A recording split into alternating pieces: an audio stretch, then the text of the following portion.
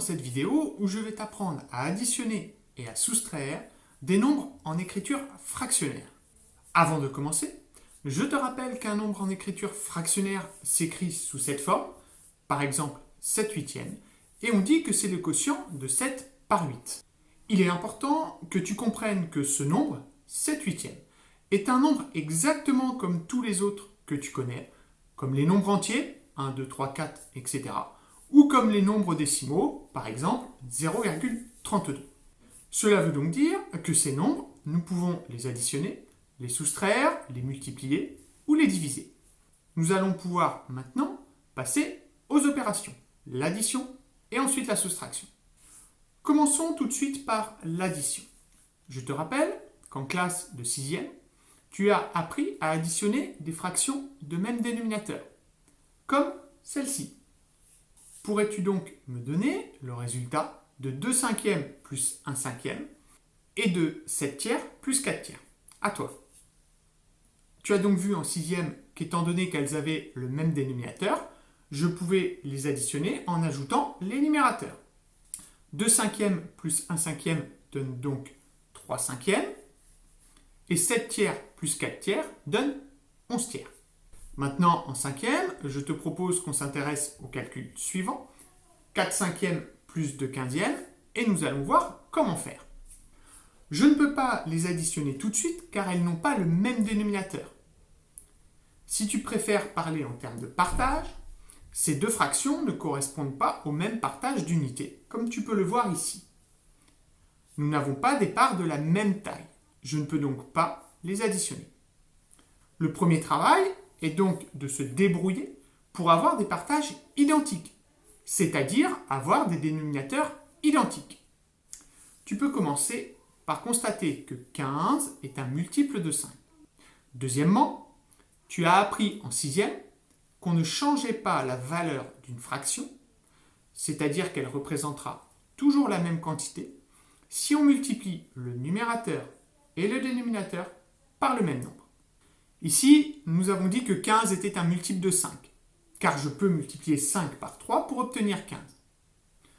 Je vais donc transformer la première fraction 4 cinquièmes en multipliant le numérateur et le dénominateur par 3. Alors, pourquoi 3 ? Parce que quand je multiplie 5 par 3, je vais obtenir 15, qui sera le même dénominateur que la deuxième fraction. Je multiplie donc cette première fraction par 3, 4 fois 3, 5 fois 3, ce qui me donne 12 quinzièmes. Je peux donc maintenant ajouter 2 quinzièmes, car elles sont de même dénominateur. 12 quinzièmes plus 2 quinzièmes, j'ajoute les numérateurs, ce qui me donne 14 quinzièmes. Vérifions tout de suite si tu as compris avec ce second exemple. 5 neuvièmes plus 7 dix-huitièmes. Tu constates que 18 est un multiple de 9. Par quel nombre vas-tu devoir multiplier le numérateur et le dénominateur de la première fraction, 5 neuvièmes? Oui, je vais le multiplier par 2, puisque 9 fois 2 me donne 18. Je multiplie donc dans cette première fraction le numérateur 5 par 2 et le dénominateur 9 par 2. J'obtiens donc 10 dix-huitièmes et je peux alors maintenant ajouter 7 dix-huitièmes parce qu'elles sont de même dénominateur. 10 dix-huitièmes plus 7 dix-huitièmes me donne 17 dix-huitièmes. Continuons avec deux autres exemples en autonomie. Je te propose de me donner le résultat de 7 quarts plus 8 vingtièmes et de 15 quarante-deuxièmes plus 6 septièmes. À toi de faire les calculs au brouillon et de me donner les réponses. Pour le premier calcul, 20 est un multiple de 4. C'est 4 fois 5.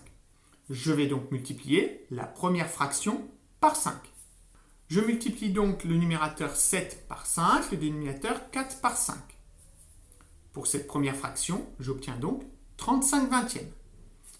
Je peux maintenant ajouter 35 vingtièmes plus 8 vingtièmes, ce qui me donne 43 vingtièmes. Second calcul. 42 est un multiple de 7. C'est 6 fois 7. Je vais donc multiplier la deuxième fraction, numérateur et dénominateur, par 6, comme ceci. J'obtiens donc pour la deuxième fraction 36 quarante-deuxièmes.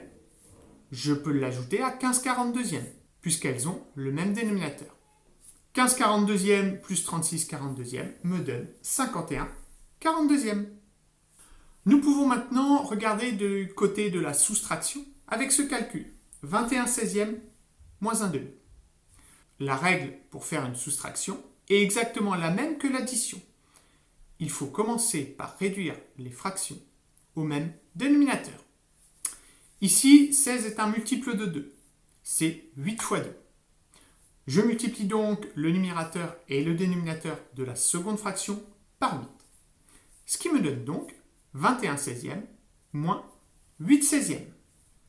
Je peux soustraire les numérateurs, 21 moins 8, ce qui me donne 13/16. Je te propose maintenant de faire un calcul tout seul et de me donner le résultat. Avec ce calcul, 2/3 moins 3/12. À toi.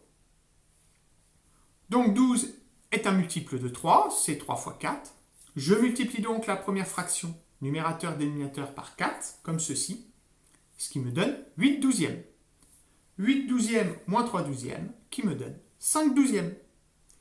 Tu sais donc maintenant, grâce à cette vidéo, additionner ou soustraire des nombres en écriture fractionnaire lorsque les dénominateurs sont multiples l'un de l'autre. Avant de terminer, regardons bien ensemble la règle que tu dois retenir de cette vidéo.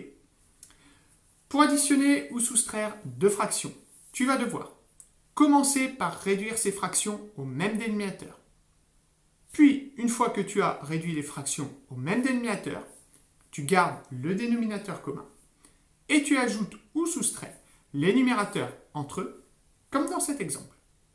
Je te propose maintenant de télécharger des exercices pour t'entraîner et maîtriser parfaitement ces règles de calcul.